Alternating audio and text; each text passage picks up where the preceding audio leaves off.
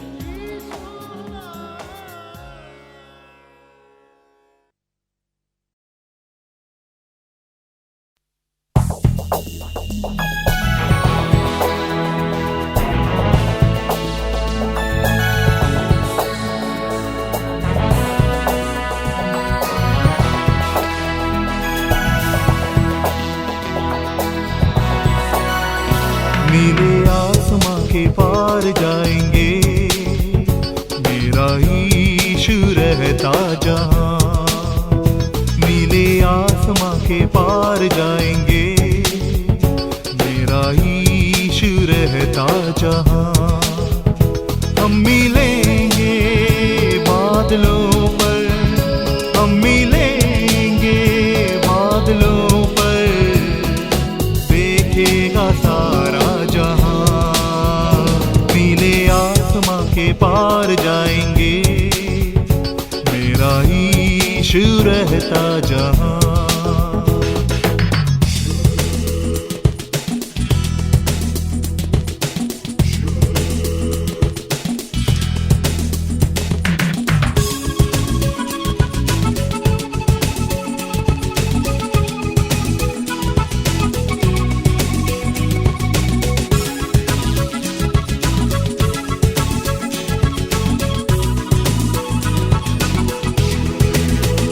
उसका कोई भी वादा न होता अधूरा, हर एक वादा उसका होता है पूरा। उसका कोई भी वादा, उसका कोई भी वादा न होता अधूरा, हर एक वादा उसका होता है पूरा। उसका कोई भी वादा, उसके आगमन का वादा अब होगा पूरा, देखेगा सारा जहां। उसके आगमन का वादा अब होगा पूरा, देखेगा सारा जहां। हम मिलेंगे बादलों पर, हम मिलेंगे बादलों पर, देखेगा सारा जहां। नीले आसमां के पार जाएंगे, मेरा ईशु रहता जहां।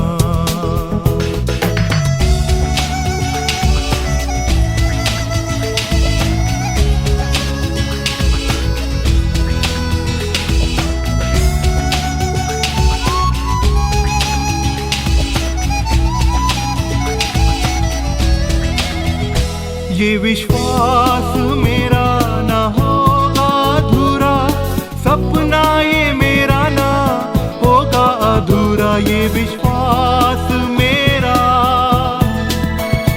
ये विश्वास मेरा ना होगा अधूरा, सपना ये मेरा ना होगा अधूरा। ये विश्वास मेरा, फिर संग हम रहेंगे अपने यीशु के, देखेगा सारा जहां। फिर संग हम रहेंगे अपने यीशु के, देखेगा सारा जहां। हम मिलेंगे बादलों पर, हम मिलेंगे बादलों पर, देखेगा सारा जहां। के पार जाएंगे, मेरा ईशु रहता जहां। नीले आसमां के पार जाएंगे, मेरा ईशु रहता जहां। हम मिलेंगे बादलों पर, हम मिलेंगे बादलों पर, देखेगा सारा जहां। के पार जाएंगे, मेरा ईशु रहता जहां, मेरा ईशु रहता जहां, मेरा ईशु रहता जहां।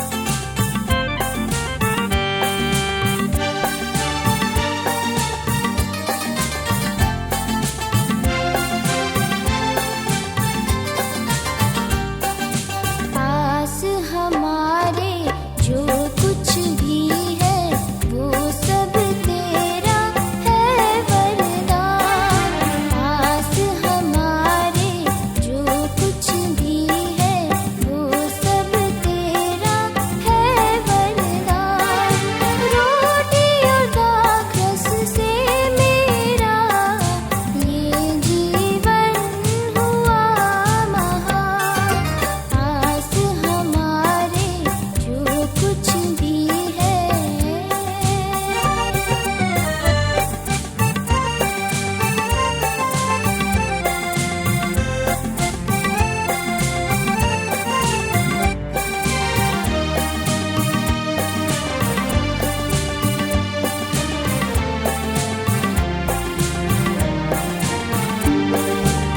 मन प्रेम से लेकर आए हम तो तेरे द्वार। सुमन प्रेम से लेकर आए हम तो तेरे द्वार। क्षमा करो ये पाप हमारे सबके पालनहार, सबके पालनहार। पास हमारे जो कुछ भी है वो सब तेरा है वरदान। रोटी और दाखरस से मेरा ये जीवन हुआ महान। पास हमारे जो कुछ भी है।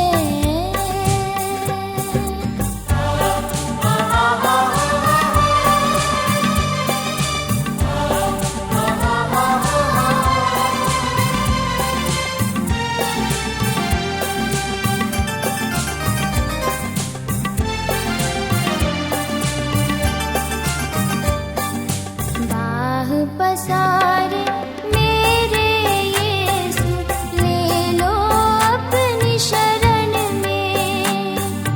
बाह पसारे मेरे यीशु, ले लो अपनी शरण में।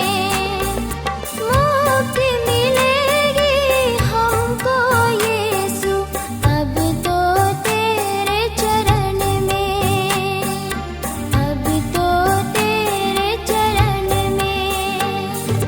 पास हमारे जो कुछ भी है वो सब तेरा है वरदान। रोटी और दाखरस से मेरा ये जीवन हुआ महान। पास हमारे जो कुछ भी है वो सब तेरा है वरदान।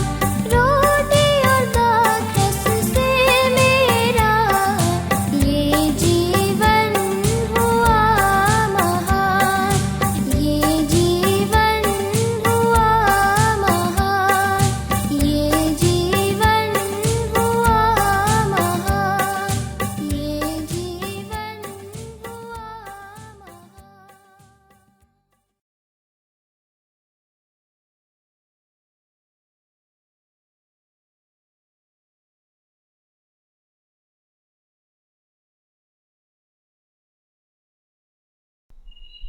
हे सारे पृथ्वी के लोगों, यहोवा का जय जयकार करो। आनंद से यहोवा की आराधना करो। जय जयकार के साथ उसके सम्मुख आओ। निश्चय जानो कि यहोवा ही परमेश्वर है। उसी ने हमको बनाया और हम उसी के हैं। हम उसकी प्रजा, उसकी चराई के भेड़े हैं। आइए प्यारे दोस्तों, हम परमेश्वर के निकट होंगे और आप सभी को प्रभु यीशु मसीह के मधुर नाम से आज के आराधना के लिए मैं स्वागत करता हूं। 11वें महीने के पहले रविवार या पहली तारीख के आराधना के लिए मैं आपको स्वागत करते हुए सभी को नमस्कार भी करता हूं। प्रभु आप सभी को आशीष दे, अनुग्रह करे, दया करे। आए समय हम सभी अपनी आंखें बंद करें, उस महान परमेश्वर के निकट जाए, उससे प्रार्थना करें। आज के सोशल मीडिया के आराधना को हम परमेश्वर के हाथ में समर्पण करेंगे। हम प्रार्थना करेंगे। स्वर्गीय पिता, हम तुझे धन्यवाद देते हैं, तेरी महिमा, तेरी प्रशंसा, तेरी तारीफ करते हैं। प्रभु, समय बीतते जा रहे हैं, दिन बीतते जा रहे हैं, तेरे लोगों के उद्धार के बारे में, तेरे लोग जो दिन प्रतिदिन तेरे समीप होकर जीवन को बिता रहे हैं, और कईयों ने प्रभु तुझसे दूर भी जीवन बिता रहे हैं। प्रभु यीशु से हम प्रार्थना करते हैं, जो तुझसे दूर भागते हैं, तुझसे दूर होकर जीवन को व्यतीत करते हैं, उन सभी को तो आप प्रेम के डोरी से खींच लेना, ताकि वे तेरे समीप हो जाएंगे। प्रभु यीशु मसीह मैं प्रार्थना करता हूँ आज के आराधना के लिए, जो 11वें महीने के पहले रविवार के आराधना पहली तारीख के लिए हम सभी को तू जीवित रखा है। यह नहीं कि हम बलवान हैं, गुणवान हैं, चरित्रवान हैं, पर केवल तेरे अनुग्रह, तेरे दया, तेरे करुणा प्रभु हमारे प्रति हुई है। इसलिए हम तुझे धन्यवाद करते हैं और आज के आराधना में शामिल होने के लिए तूने जो मौका दिया है, हम तुझे धन्यवाद करते हैं। मैं प्रार्थना करता हूं उन तमाम भाई और बहनों के लिए जो इस समय हमारे आराधना में शामिल हुए हैं, चाहे हमारे कलीसिया के हो या हमारे कलीसिया के अलावे और भी दूसरे कलीसिया, उन तमाम भाई और बहनों को तो आशीर्वाद कर, तो अनुग्रह कर। हम प्रार्थना करते हैं अगर कोई अन्य जाति के भाई और बहन अगर इस आराधना में शामिल हुए हैं, उन सभी को भी तू बहुतायत से आशीष दे, तू अनुग्रह करना, ताकि आज की आराधना के द्वारा, गीतों के द्वारा, प्रार्थना के द्वारा, वचन के द्वारा उनके जीवन बदल जाए और उनके परिवार में 30 गुना, 60 गुना, 100 गुना फल लाए। प्रभु यीशु से हमारे परिवार के लोग जो इस समय बाहर में हैं, उन सभी को तू आशीर्वाद कर, तू अनुग्रह करना है। प्रभु बीते दिनों से कईयों को संसार से तो बुला लिए हैं, हमारे परिवार के लोग, हमारे अपने लोग, हमारे बंधु जनों में से प्रभु तू उन सभी को बुला लिया है। प्रभु यीशु मसीह उन तमाम परिवारों को भी हम तेरे हाथ में सौंपते हैं, आशीष देना है। जो इस समय चिकित्सा में है, अस्पताल में है, उन सभी को भी तू आशीष देना है। जवानों को, छोटे बच्चों को, बुजुर्ग माता पिता को भी तेरे हाथ में सौंपता हूं, उन सभी की भी तू सुधि लेना है। मेरे जीवित परमेश्वर, बीते लॉकडाउन से लेकर अभी तक प्रभु तो हमें संभाला है। हमारे विश्वास है कि आने वाले दिनों में पूरी रीति से प्रभु लोग तेरे भवन में एकत्रित होंगे और हम सब मिलकर प्रभु तेरी स्तुति, प्रशंसा, आराधना करेंगे। प्रभु आज की आराधना, प्रभु भोज की आराधना को, पहली आराधना को, और इस समय जो तेरे लोग प्रभु अपने घर में बैठकर प्रभु तेरे आराधना में शामिल हुए हैं, उन सभी को भी मैं तेरे हाथ में समर्पण करते हुए प्रार्थना यीशु मसीह के नाम से मांगते हैं, आमीन। परमेश्वर के महिमा हो। इस समय हम देर ना करते हुए कलीसिया की सूचना की ओर जाएंगे। मैं हमारे सचिव भाई सामुएल महापात्र से अनुरोध करता हूं कि वे कृपया सामने होंगे और आप सभी को कलीसिया की सूचना और आने वाले दिनों की सूचना आपके सामने रखेंगे।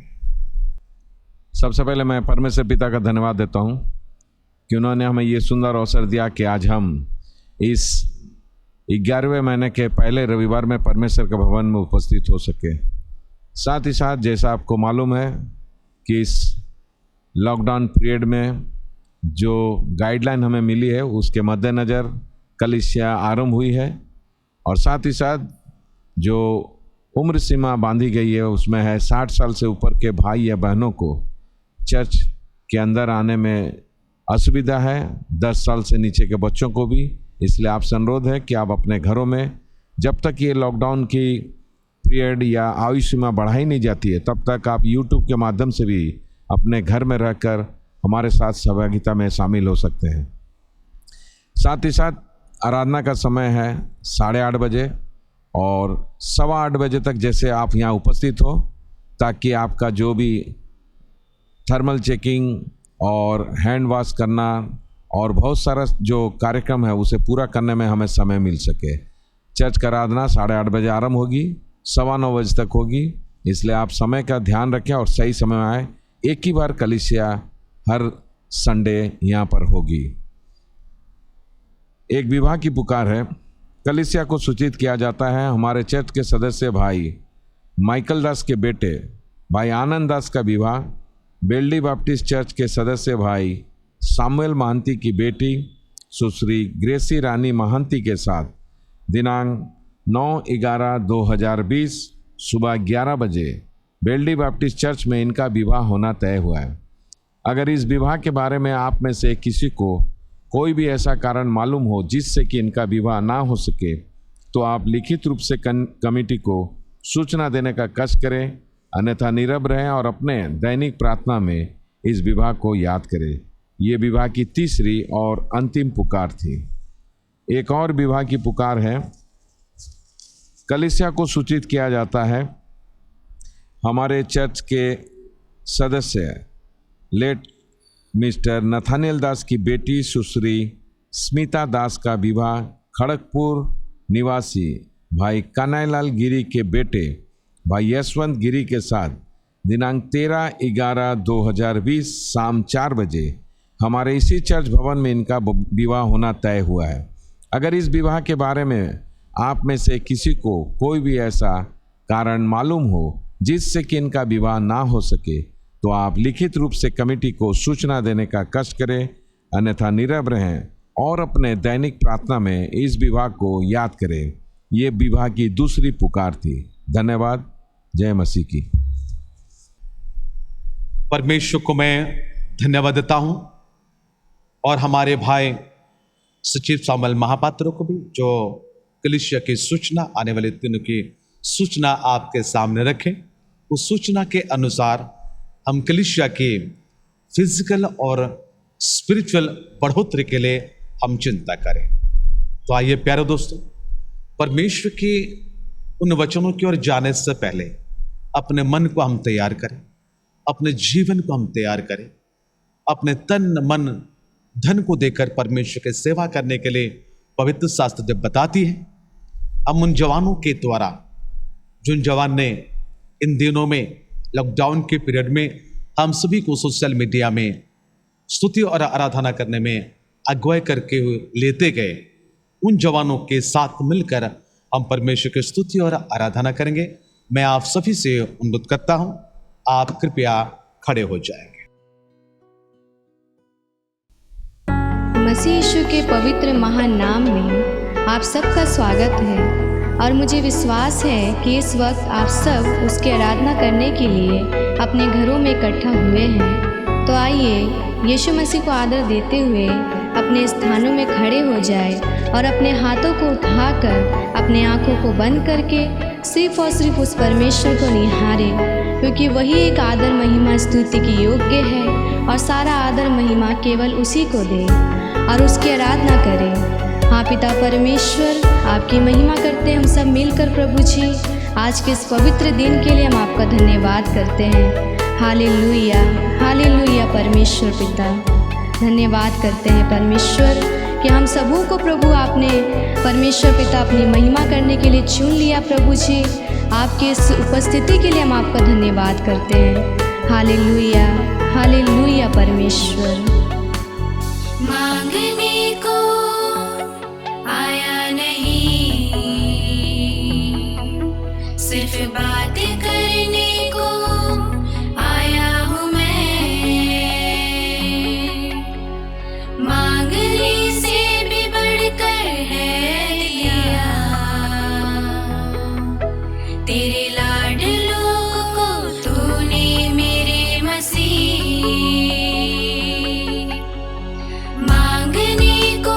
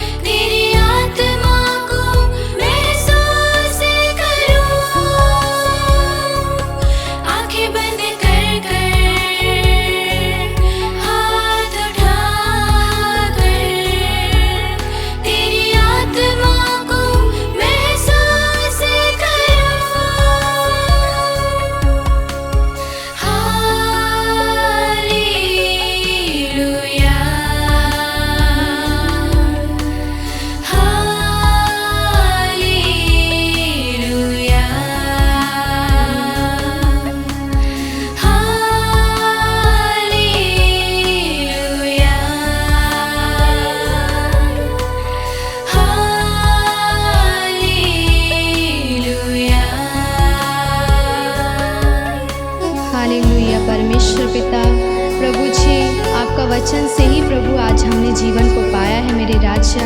हाँ पिता परमेश्वर, वचन कहता है कि हे यहोवा, तेरा वचन मेरे पाँव के लिए दीपक और मेरे मार्ग के लिए उजियाला है। हाँ पिता परमेश्वर प्रभु, तू महान है प्रभु, तू अति स्तुति के योग्य है परमेश्वर पिता।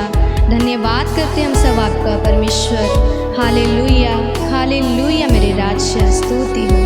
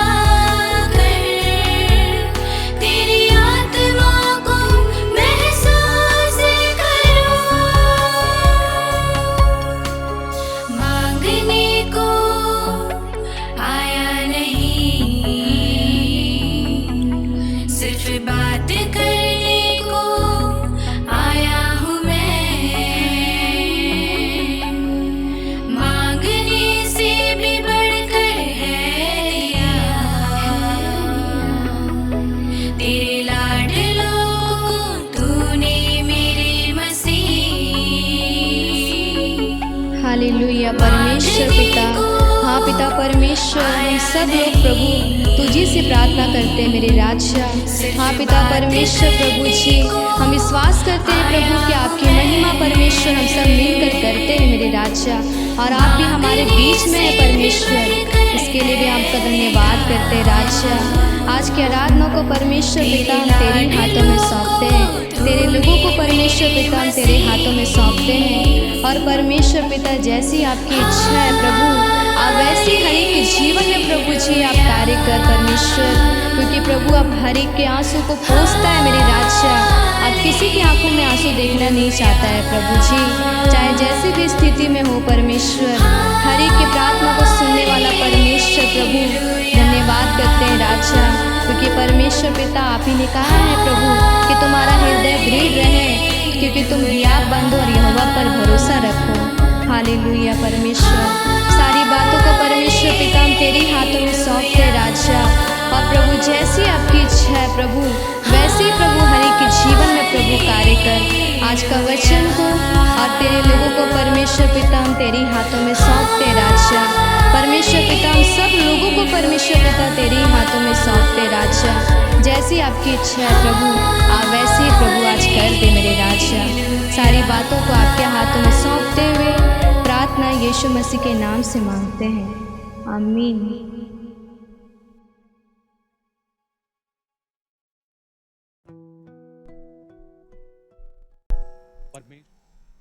परमेश्वर को मैं धन्यवाद देता हूं और आप सभी को आज के आराधना के लिए मैं स्वागत करता हूं, ताकि आज की आराधना के द्वारा आप जरूर आशीषित हो सके, परमेश्वर की महिमा कर सके। और आज के वचन को हम संक्षिप्त में आपके सामने रखेंगे, ताकि इन तमाम वचन इन दिनों में हमारे जीवन में रहे। बीते दिनों में अवश्य मैंने आप सभी से कह चुका हूं कि आप कैसे हो, उसको बीते हफ्ते हमने खत्म कर चुके हैं।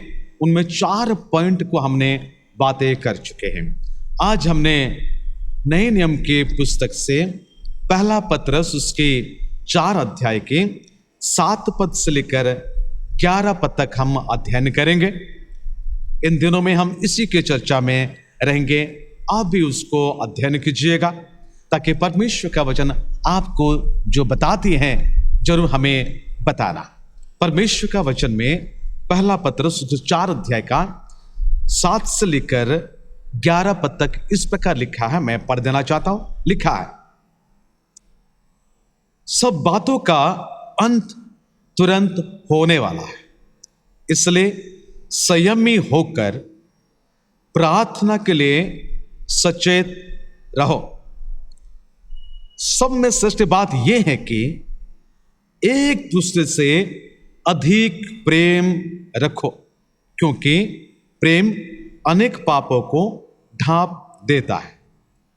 बिना कुड़कुड़ाए एक दूसरे का अतिथि सत्कार करो। जिसको जो वरदान मिला है वह उससे परमेश्वर के नाना प्रकार के अनुग्रह के भले भंडारियों के समान एक दूसरे के सेवा में लगाए। यदि कोई बोले तो ऐसा बोले मानो परमेश्वर का वचन है।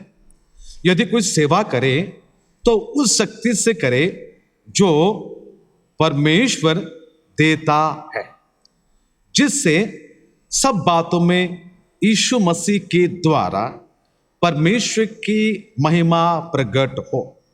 महिमा और साम्राज्य युगानुग उसी का है, आमीन।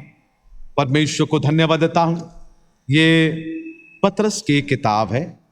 पतरस की किताब के इतिहास के बारे में कई बार बता चुका हूं। आज केवल हम इस शास्त्रांश को हम देखते हैं। ऊपर हेडलाइन में इस प्रकार लिखा है, परमेश्वर के भले भंडारी।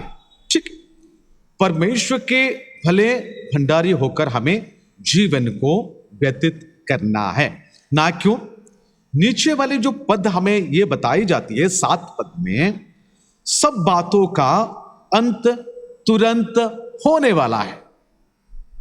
यानी मुझे और आपको समझना है, अगर सब बातों का अंत तुरंत होने वाला है तो मुझे और आपको कैसे जीवन को व्यतीत करना है और कैसे उनकी सेवा करनी है। क्योंकि परमेश्वर का वचन हमें साफ साफ बताई जाती है कि सब बातों का अंत होने वाला है। तो क्या क्या बातों के अंत होने वाला है? हो सकता है आपके जो संसारिक की ऐशो आराम की जिंदगी जिसमें अपने मन को दे चुका है, शायद वह अंत होने वाला है। शायद परमेश्वर ने आपको जो ये मौका दिया है, अवसर दिया है, क्या यह अवसर खत्म होने वाली है? आपको जो जिंदगी परमेश्वर ने दिया है, क्या यह जिंदगी खत्म होने वाली है? क्या आपके जिंदगी में परमेश्वर जो अनुग्रह को प्रदान किया है, यह अनुग्रह के समय खत्म होने वाली है? आप शायद जितने साल का क्यों ना, परमेश्वर का वचन यह कहता है सब बातों का अंत होने वाला है। शायद आपके ये संसारिक के अभिलाषा की बातें क्यों ना हो, जिसमें आपका घमंड है, जिसमें आपका अहंकार है, जिसमें आपका धन दौलत है, गाड़ी घोड़ा बंगला, जो कुछ भी आपके जिंदगी में आप पाकर संसार में अहंकारी होकर जीवन बिता रहे, शायद ये सारी बातें खत्म होने वाली है ना। संसार में जो देख रहे हैं ये सारी बातें, पर हमें समय दिया जाता है कि अपने जीवन को परमेश्वर के हाथ में समर्पण कर दें। यीशु मसीह ने हमें यही बातों को कहा मत्ती रचित सुसमाचार में। मत्ती रचित सुसमाचार में बड़ी सुंदर बातों को उन्होंने कहा। एक 3 अध्याय का मैं 10 पद को पढ़ना चाहता हूं। क्या लिखा है? अब कुल्हाड़ा पेड़ों के जड़ पर रखा हुआ है। कुल्हाड़ा पेड़ों के जड़ पर रखा हुआ है, इसलिए जो जो पेड़ अच्छा फल नहीं लाता वह काटा और आग में झोंका जाता है। क्या यह समय आ पहुंचा है आपके लिए, मेरे लिए? ना क्यों? एक दिन यीशु मसीह का भी समय आ पहुंचा था। कैसे? वही मत्ती रचित सुसमाचार उसकी 26 अध्याय में लिखा हुआ है, 26 अध्याय में लिखा है, 46 पद में लिखा है, उठो चले, देखो मेरा पकड़वाने वाला निकट आ पहुंचा है। यीशु मसीह ने तो लोगों से कह दिया था मत्ती 4 अध्याय में कि ईश्वर का राज्य निकट आ गए, मन को फिराने के बाद के वहां यीशु मसीह ने कहा कि कुल्हाड़ा पेड़ों की जड़ पर रखा हुआ है, अगर नहीं फलेंगे तो उसको काट दिया जाएगा, आग में झोंक दिया जाएगा। खुद यीशु मसीह का जब समय आ गया तो उन्होंने यह कहा कि उठो चले, देखो मेरा पकड़वाने वाला निकट आ पहुंचा है। अगर यीशु मसीह के प्रति अगर ऐसा हुआ है तो प्यारे दोस्तों, हम कौन से खेत की मूली है कि हमारे अहंकार, हमारे गर्व, हमारे घमंड हमें बचा कर रखेगा? इसलिए पवित्र शास्त्र बाइबल बता रहे हैं कि सब कुछ समाप्त होने वाली है, यानी अंत आने वाली है। जो बाइबल में यह कहा जाए सब बातों का अंत होने वाला है। अगर सब बातों का अगर अंत होने वाला है तो यीशु मसीह आपको और मुझे लेने के लिए भी आने वाले हैं। वो बादलों पर आएंगे और मंडली उठा लिए जाएंगे, ये बात भी आने वाली है। अगर मंडली उठा लिए जाएंगे, ये वास्तविक है, ये सत्य है, ये धन्य आशा हमारे हैं, तो उनके लिए क्यों प्रस्तुत नहीं होते? क्योंकि बाइबल बता रहे हैं सब बातों का अंत होने वाला है। तो आप जितना कुछ अभी इस समय रखे हैं उसका क्या होगा? आपको तो छोड़कर जाना पड़ेगा, आपको उन सारी बातों को छोड़कर जाना पड़ेगा। इसलिए बाइबल में यीशु ने जो कह दिया है कि मैं पिता के पास जाता हूं, जो यीशु मसीह ने यूहन्ना 14 का 3 पद के अनुसार लिखता है, और उन्होंने कहा जहां मैं रहूंगा वहां तुम भी रहोगे। यीशु मसीह ने हमें ये बातों को कहा है कि वह आएंगे और हमें यहां से ले चलेंगे। याकूब के पत्री हमें क्या बताई जाती है? याकूब के पत्री में उसमें हमें क्या बता रहे हैं? उसकी 5 अध्याय के उसकी 8 और 9 पद के अनुसार लिखा है, तुम भी धीरज धरो, तुम भी धीरज धरो और अपने हृदय को दृढ़ करो, क्योंकि प्रभु का आगमन निकट है। अगर प्रभु का आगमन निकट है तो आप तो प्रभु के लोग ही हैं, यानी आप अगर परमेश्वर के लोग हैं तो यीशु ने कहा जहां मैं रहूंगा वहां तुम भी रहोगे, तो वहीं तो जाना है आपको और आपके परिवार को। जी, बाइबल में यह बता रहा है कि एक जन को छोड़ दिया जाएगा, एक जन को ले लिया जाएगा, ऐसी बातें भी लिखा है, लेकिन ये कंपलसरी नहीं है, पर यह हो सकता है। अगर आप हस्बैंड एंड वाइफ दोनों पति पत्नी अगर मिलकर अपने जीवन को परमेश्वर को देते हैं तो किसी को भी छोड़ा नहीं जाएगा। दोनों आप जा सकते हैं, बच्चे जा सकते हैं, पूरे परिवार जा सकते हैं, लेकिन उनमें से अगर कोई हम आप बच्चे संसारिक होकर जीवन को बिताते रहेंगे तो शायद आप और मैं नहीं जा पाएंगे। इसलिए बाइबल में हमें यह बता रहे हैं कि प्रभु का आगमन निकट है। हे भाइयों, एक दूसरे पर दोष ना लगाना ताकि तुम दोषी ना ठहरोगे। देखो हाकिम द्वार पर खड़ा है, यानी जो हाकिम द्वार पर खड़ा है तो आपको कैसे जीवन को बिताना है, आपको किस प्रकार की जिंदगी को व्यतीत करना है, क्योंकि यीशु कहता है मैं द्वार पर खड़ा हुआ खटखटा रहा हूं। यहां हाकिम द्वार पर खड़ा हुआ है, तो क्या करेंगे? इसलिए मेरे दोस्तों, परमेश्वर का वचन हमें लिखता है कि सब बातों का अंत होने वाला है। इसलिए जो मसीह विश्वासी हैं, जो बिलीवर हैं, जो यीशु मसीह पर विश्वास करता है, उनको एक आप प्रभु यीशु मसीह के द्वारा दिए गए शांति जीवन को व्यतीत करना है, और उसके साथ ही साथ जो आदेश आपको दिया है उस आदेश के जीवन को व्यतीत करना है। यानी जो पवित्र शास्त्र बाइबल में प्रचार होता है और आप सुनते हो कहीं पास्टर प्रचारकों के द्वारा, उस वचन के अनुसार और इस वचन के आधार पर अपने जीवन को व्यतीत करने के लिए बातें कही जाती है, क्योंकि बाइबल ये बता रहे हैं, वही पहला पत्रस 2:11 के अनुसार क्या लिखता है। यहां लिखा है, हे प्रियो, मैं तुमसे विनती करता हूं कि तुम अपने आप को परदेसी और यात्री जानकर उन सांसारिक अभिलाषाओं से जो आत्मा से युद्ध करती है बचे रहो। यानी बड़ी चिंता की बातें हैं। आप कौन हैं? आप एक परदेसी हैं। आप कौन हैं? आप एक यात्री हैं। इसलिए आपको यह कहा जाता है, हे परदेसी, हे यात्री, सबका अंत होने वाला है। और आप कहां जाने वाले हैं?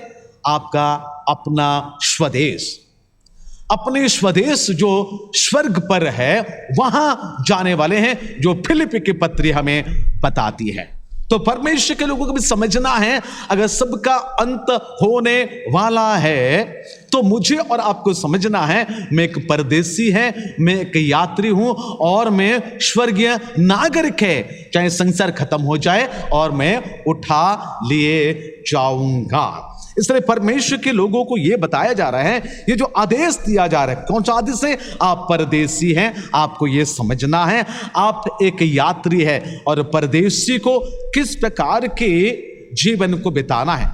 अगर कोई बाहर से आते हैं या आप बाहर जाते हो, विदेश जाते हो, वहां का नियम कानून को भी आपको पालन करना पड़ता है और उसको जरूर ध्यान देना चाहिए और उसके अनुसार जीवन को बिताना है। और पुनर्बार आप अपने स्वदेश को वापस आ जाते हो। इसलिए पवित्र शास्त्र बाइबल में अगर आप परदेसी हैं और अगर आप यात्री हैं, याद रखना, आपके सारे रिकॉर्ड को गवर्नमेंट को देना है। आप जानते हैं कि मैं परदेसी हूं और मैं एक यात्री हूं, तो आपके पास सारे रिकॉर्ड होने चाहिए, क्योंकि सरकार आपको मांगेगी, आपको रिकॉर्ड को दिखाना है। ठीक उसी तरह मेरे दोस्तों, मेरे प्यारे लोग, मेरे परिवार के लोग, आपसे यह परमेश्वर का वचन यही कहा जाता है, अगर आप परदेसी हैं, आप यात्री हैं, आपके सारे रिकॉर्ड वहां हो रहा है। आप झुटला नहीं सकते हैं, आप फांकी मार नहीं सकते हैं, आपके सारी बातें वहां रिकॉर्ड हो रहे हैं। ना कैसे? आपके जिंदगी की तमाम बातों को हमारे प्रभु यीशु मसीह रिकॉर्डिंग करके रख रहे हैं। अगर आप छोटे से चिप के द्वारा जो मोबाइल में लगती है, कई प्रकार के फोटो को रखते हैं, वीडियो को रखते हैं, और जो गंदी बातें हैं, जो फोटो आपको अच्छा नहीं लगता है, आप उसको डिलीट कर देते हैं और कोई डॉक्यूमेंट को भी रखते हैं, रिकॉर्ड करके मोबाइल में रखते हो, तो प्यारे दोस्त, हमारे परमेश्वर प्रभु यीशु से आपको इतना प्यार करता है, वो प्रेमी भी है। यानी God is love and God is light, ये बातों को ध्यान देना है। वो प्रेमी परमेश्वर है और ज्योतिर्मय परमेश्वर है, और ज्योतिर्मय परमेश्वर होने के नाते आपके सारे रिकॉर्ड को वो अपने लाइट से ही आपको दिखाएगा, और उस समय आप झुटला नहीं सकते। आप नहीं कह सकते कि मैंने ये नहीं किया है, मैंने वो नहीं किया है। प्यारे दोस्तों, आपके दैनंदिन जीवन को थोड़ा जांच लीजिएगा। इसलिए बीते दिनों में हम कह रहे थे कि how are you my brother, आप कैसे हो, आत्मिक स्तर पर, आत्मिक रीति में आप कैसे हो, क्योंकि बाइबल बता रहे हैं सब बातों का अंत होने वाला है। आप कैसे हो, आपकी सारी बातें रिकॉर्डिंग हो रहे हैं। अगर आपकी सारी बातें रिकॉर्डिंग हो रहे हैं तो आपके परिवार में वो शांति है कि नहीं जो परमेश्वर यीशु मसीह ने अपनी शांति को देना चाहता है। ना क्यों?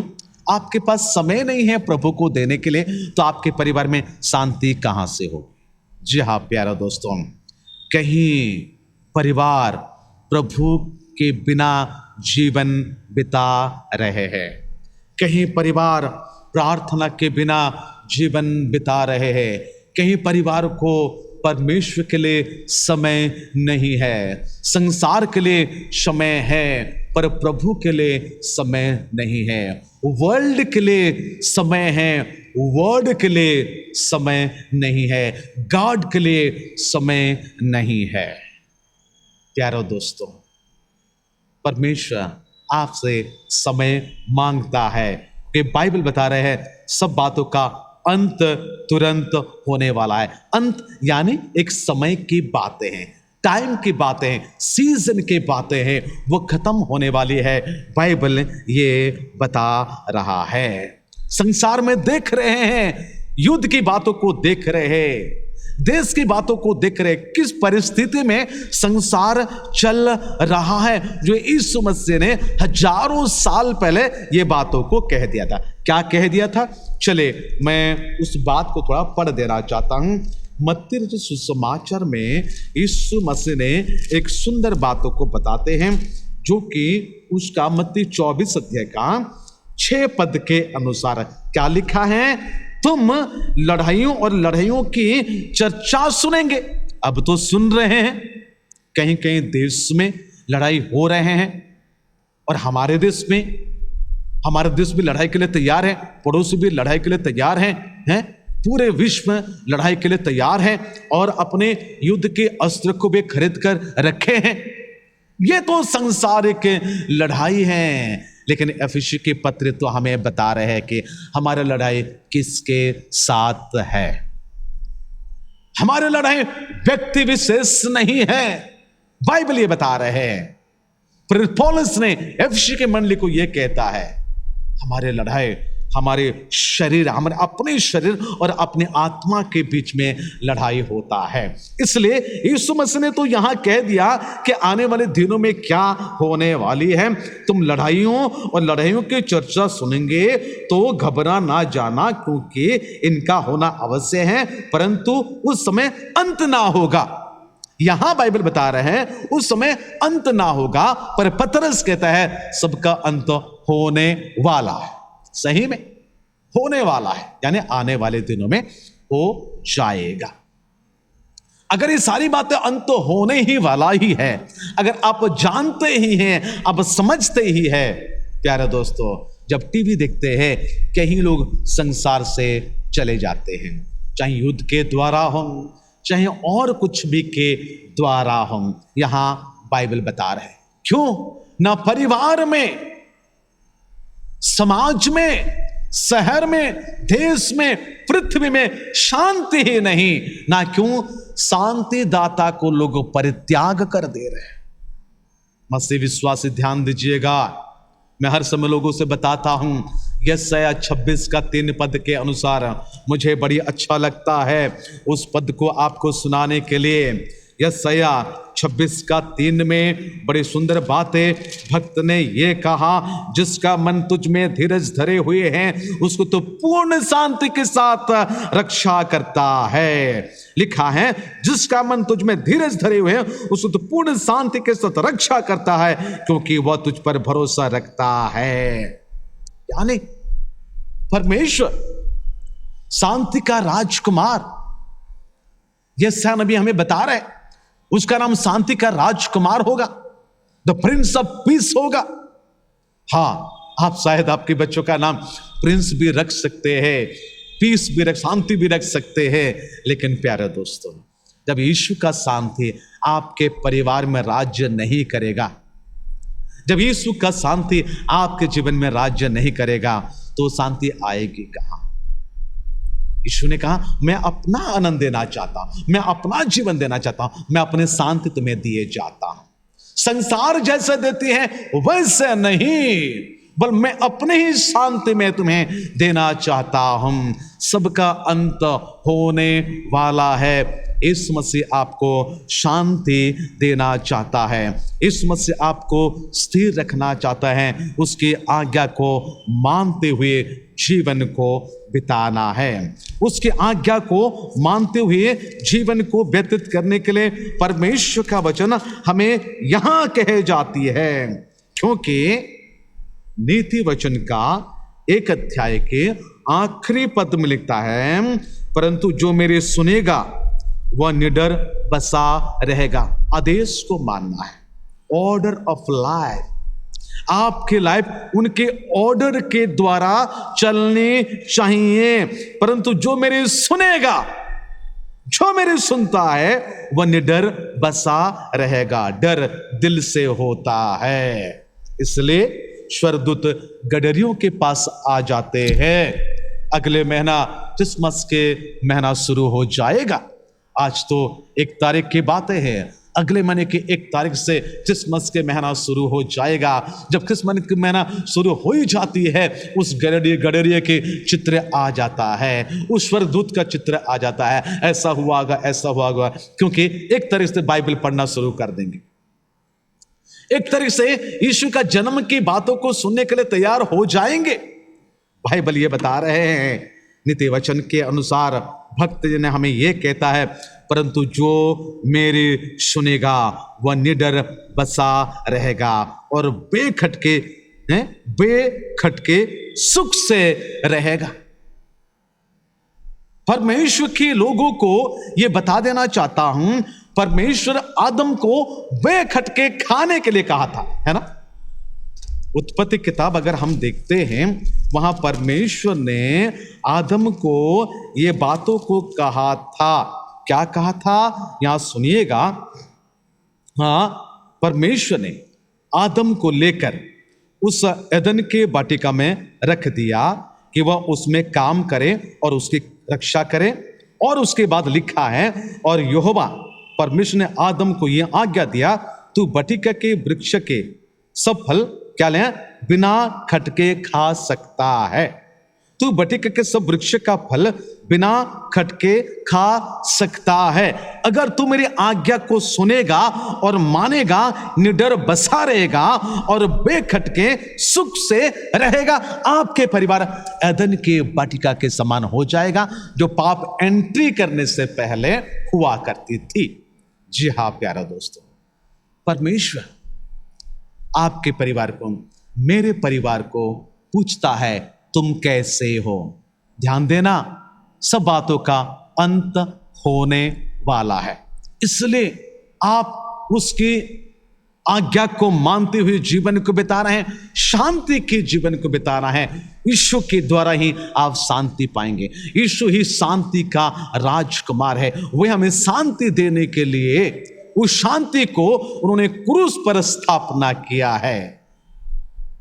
अपना शांति को उन्होंने क्रूस पर एस्टैब्लिश किया है और उस शांति को आपको देना चाहता है। शैतान का सर को वो कुचल डाला है, शैतान के सर को कुचल कर आपको शांति देना चाहता है। इसलिए परमेश्वर की शांति जो सारी समझ से परे हैं, आपका दिलो दिमाग को वो सुरक्षित रख सकता है, रखता है। आइए प्यारे दोस्तों, हम आज केवल उसी लाइन की बातों को चिंता किए हैं। सबका अंत होने वाला है, तो आपको कैसे जीवन को बिताना है और प्रभु की सेवा आपको कैसे करना है। आपके जीवन को परमेश्वर को दे दीजिएगा, परमेश्वर की सेवा को निस्वार्थ से कीजिएगा। परमेश्वर आपको आशीष दे, अनुग्रह करे, दया करे। मेज लेने से पहले अपने मन को परिवर्तन कीजिएगा। अपने आंखें बंद करें।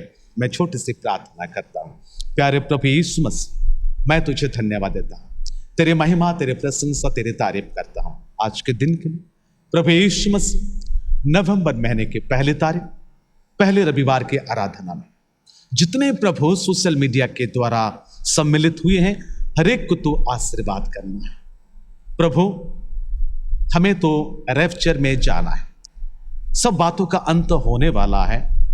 इसलिए प्रभु यीशु मसीह, सब बातों को छोड़ते हुए तेरे समीपता में प्रभु यीशु मसीह दीनता, नम्रता से जीवन को व्यतीत करने के लिए तू सहायता कर। हाँ प्रभु यीशु मसीह, हमें समय अपने मनों को तेरे हाथ में सौंपते हैं, हमारे जीवन को तेरे हाथ में सौंपते हैं। ये सारी बातें जानते हुए, सुनते हुए हमारे जीवन को हम घमंड ना करेंगे। कोई भी अनुचित रीति से प्रभु तेरे मेज के पास ना आए, घमंड के साथ तेरे मेज के पास ना आए, अहंकार के साथ तेरे मेज के पास ना आए। क्योंकि सब बातों का अंत होने वाला है। उनके अहंकार, उनके घमंड और उसके जो कुछ भी क्यों ना हो जो तेरे विरोध में होती है, सारी बातों के अंत होने वाली है। तेरे लोगों को तू बहुतायत से आशीष दे और तू अनुग्रह करना। प्रभु यीशु मसीह आज के वचन के द्वारा, ये छोटी सी बातों के द्वारा सभी को एक आदेश मानने के, तेरे आज्ञा को मानने का जीवन को बिताने में अपनी पवित्र आत्मा के द्वारा तू अगुवाई करना। हे पवित्र आत्मा परमेश्वर, इस पूरे महीने में प्रभु तेरे लोगों को तू अगुवाई करना। 10 महीने बीत चुके हैं, अंत हो चुका है और नहीं आएगा। 11 महीने की पहली तारीख में, पहली आराधना में जब हमने अपने पैरों को रखे हैं, प्रभु इस महीने तेरे लोग अपने जीवन को दे दे। प्रभु यीशु मसीह, कोरोना का प्रहार प्रभु सारे संसार में है, तो हमें बचा कर रखा है। हम तुझे धन्यवाद देते हैं। आने वाले दिनों के लिए तो हमें इस्तेमाल करना। पुनर्बार तेरे लोगों को, और जब मेज लेने के लिए तैयार हैं उन सभी को प्रभु तेरे हाथ में समर्पण करते हुए प्रार्थना यीशु मसीह के नाम से मांगते हैं, आमीन। आइए हम सब मेज के लिए जाए।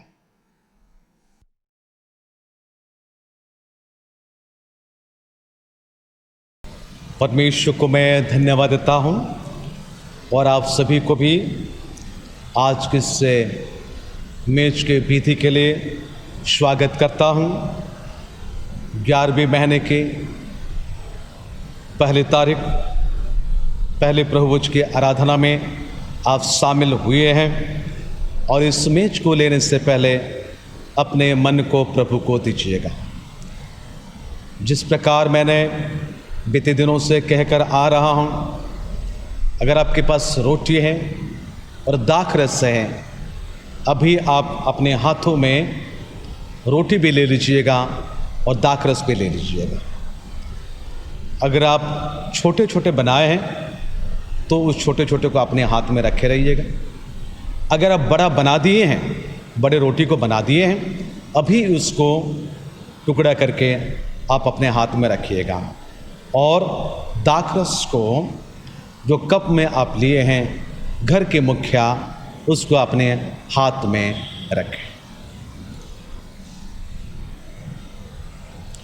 पवित्र शास्त्र बाइबल में इस प्रकार कहा गया, यानी यीशु ने उनसे कहा, जीवन की रोटी मैं हूँ, जो मेरे पास आता है वो कभी भूखा ना होगा और जो मुझ पर विश्वास करता है वो कभी प्यासा ना होगा। अपने आंखें बंद करें, हम छोटी सी प्रार्थना करेंगे। दयालु प्रेमी पिता परमेश्वर प्रभु यीशु मसीह, हम तुझे धन्यवाद देते हैं, तेरी महिमा, तेरी प्रशंसा और तेरी तारीफ करते हैं। प्रभु तेरे लोगों को तू बहुतायत से आशीष दे और तू अनुग्रह कर। जब प्रभु तेरे वचन को सुने हैं, उनके अहंकार, उनके गर्व, उनके जो कोई भी पाप क्यों ना हो, भाई भाई के विरोध, पति पत्नी में अगर ऐसा कुछ पाप को रखते हुए इस समय बैठे हैं, प्रभु मैं प्रार्थना करता हूँ तो उनकी क्षमा करना, वे अनुताप करें, वे स्वीकार करें और उचित रीति से तेरे मेज को वे ग्रहण करें। जो मेज को लेना चाहते हैं इस सोशल मीडिया के द्वारा, उन सभी के मन को तो प्रस्तुत कर। पुनर्बार इस मेज को सभी लेने वालों को तेरे हाथ में समर्पण करते हुए प्रार्थना यीशु मसीह के नाम से मांगते हैं, आमीन।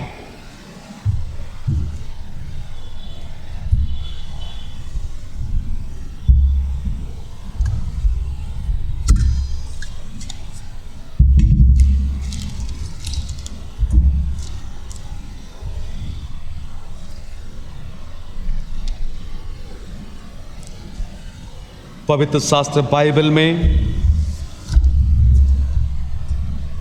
प्रेरित पौलुस के द्वारा कुरिन्थी मंडली को इस प्रकार उन्होंने कहा, क्योंकि ये बात मुझे प्रभु से पहुंची और मैंने तुम्हें भी पहुंचा दी कि प्रभु यीशु ने जिस रात वह पकड़वाया गया रोटी ली, और धन्यवाद कुछ तोड़ी और कहा, ये मेरे देह हैं जो तुम्हारे लिए है, मेरे स्मरण के लिए यही किया करो।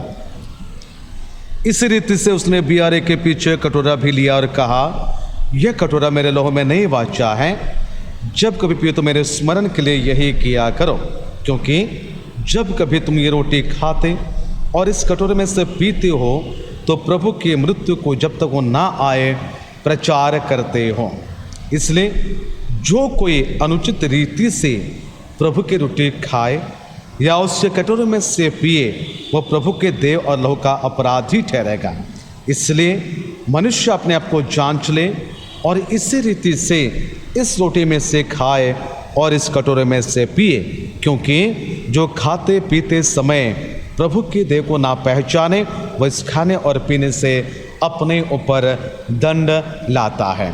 आइए प्यारे दोस्तों, इस रोटी और इस दाखरस के लिए जो अभी अपने हाथ में पकड़े हुए हैं, प्रार्थना करेंगे और एक ही साथ उसको हम ग्रहण करेंगे। दयालु प्रेमी पिता परमेश्वर प्रभु यीशु मसीह, मैं तुझे धन्यवाद देता हूँ जिन्होंने इस समय तेरे मेज में शामिल होने के लिए बैठे हैं, अपने हाथों में रोटी लिए हैं, अपने हाथों में दाखरस लिए हैं।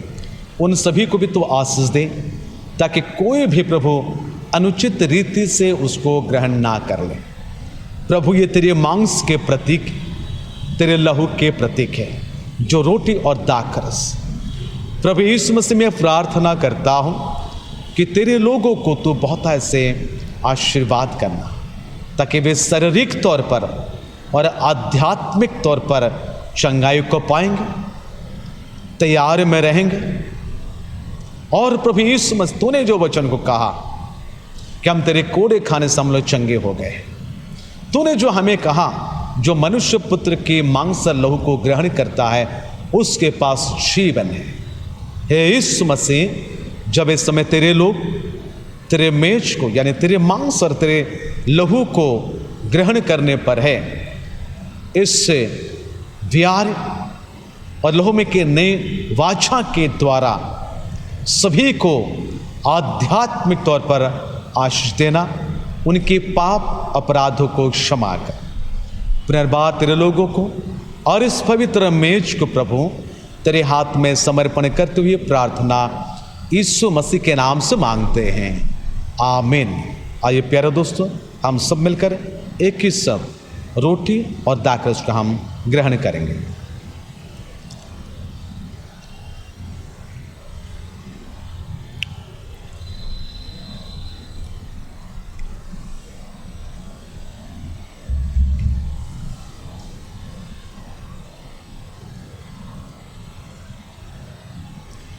आप सभी से मैं अनुरोध करता हूं, कृपया अपने अपने स्थानों में खड़े हो जाएं। सबका अंत जब होने वाला है, प्रभु आपको प्यार किया है, अनुग्रह किया है, दया किया है, कृपा किया है, उसको याद में रखते हुए परमेश्वर को धन्यवाद दें। 10 महीना तक परमेश्वर आपके संग रहा, 11वें महीने के पहले तारीख में भी परमेश्वर आपके संग रहा। आज के दिन के लिए धन्यवाद दीजिएगा, आज के या इस महीने के लिए भी धन्यवाद दीजिएगा। आपके परिवार को परमेश्वर बचा कर रखा है, उसके लिए धन्यवाद दीजिएगा। सोशल मीडिया के द्वारा हम परमेश्वर के निकट हो रहे हैं, उसके लिए धन्यवाद दीजिए। आइए हम सब मिलकर प्रार्थना करेंगे।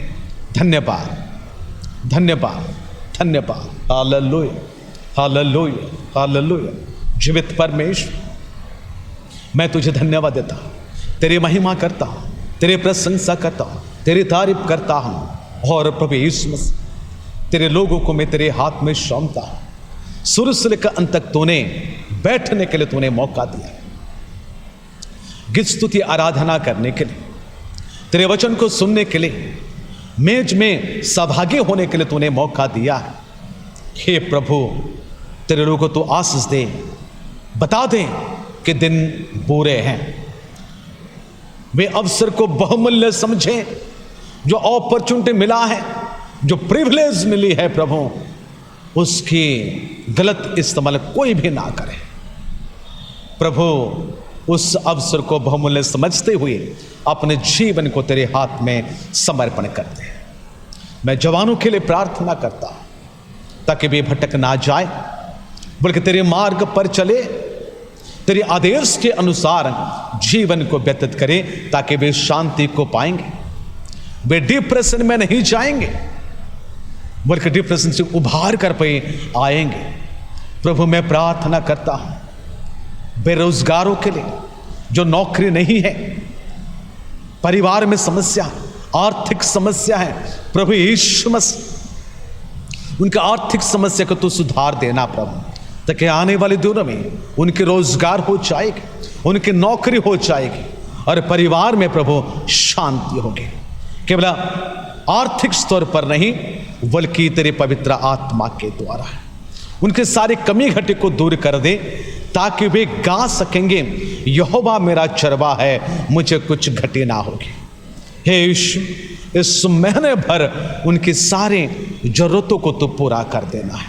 इस महीने तेरे लोगों के लिए एक शांति का महीने हो जाए, एक आदेश पालन करने के महीने हो जाए, क्योंकि सब अंत होने वाला है प्रभु। जो अपने जीवन को तुझे दिए हैं प्रभु, वे निडर बसे रहेंगे, बेखटके सुख से रहेंगे, चैन में रहेंगे, बेचैनी परिवार में ना होगी। प्रभु हम प्रार्थना करते हैं हमारे देश के कई प्रकार बातों के लिए, इन तमाम बातों को हम तेरे हाथ में सौंपते हैं।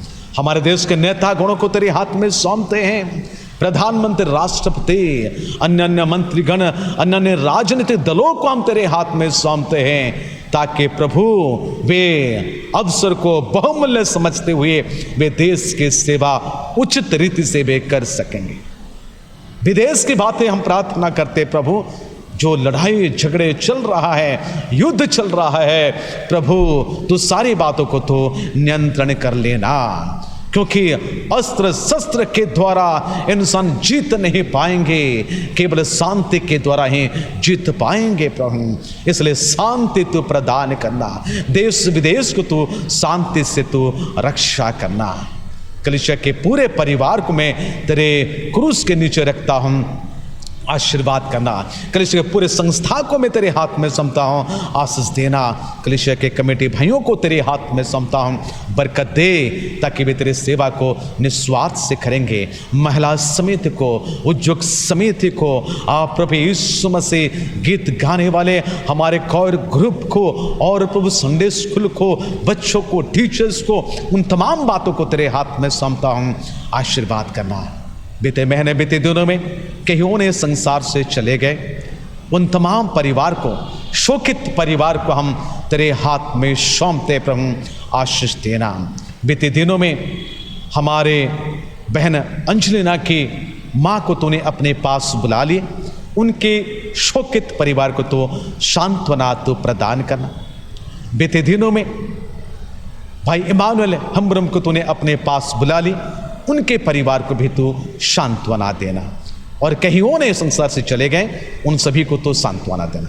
जीवित परमेश्वर पुनर्बार तेरे लोगों को, पूरे कलीसिया के परिवारों को तेरे हाथ में समर्पण करते हुए प्रार्थना यीशु मसीह के नाम से मांगते हैं, आमीन। आइए प्यारे दोस्तों, हम सब मिलकर एक ईश्वर में प्रभु की प्रार्थना करेंगे। हे हमारे पिता, तू जो स्वर्ग में है, तेरा नाम पवित्र माना जाए, तेरा राज्य आवे, तेरी इच्छा जैसे स्वर्ग में पूरी होती है वैसे पृथ्वी पर भी हो। हमारे दिन भर की रोटी आज हमें दे, और जिस प्रकार हमने अपना अपराध क्षमा किए हैं वैसे तू भी हमारे अपराधों को क्षमा कर। हमें परीक्षा में ना ला, परंतु बुराई से बचा, क्योंकि राज्य, पराक्रम, महिमा सदा तेरी है, आमीन। ईश्वर पिता परमेश्वर का प्रेम, पुत्र प्रभु यीशु मसीह का अनुग्रह, पवित्र आत्मा की शांति, सत्य और सहभागिता हम सबों के साथ, विश्वव्यापी मंडली के साथ, हमारे प्यारे प्यारे मंडली के साथ सदा सर्वदा होती रहे, आमीन। सबको जय मसीह के, praise the Lord, hallelujah, God bless you. परमेश्वर आप सभी के संग हो। हम प्रार्थना करते रहे ताकि आने वाले दिनों में आप बड़ी भीड़ की मात्रा से हम कलीसिया में एकत्रित होकर सम्मिलित रूप से हम परमेश्वर की स्तुति और आराधना कर पाएँ। परमेश्वर आपको, आपके परिवार को आशीष दे और सुरक्षित रखे।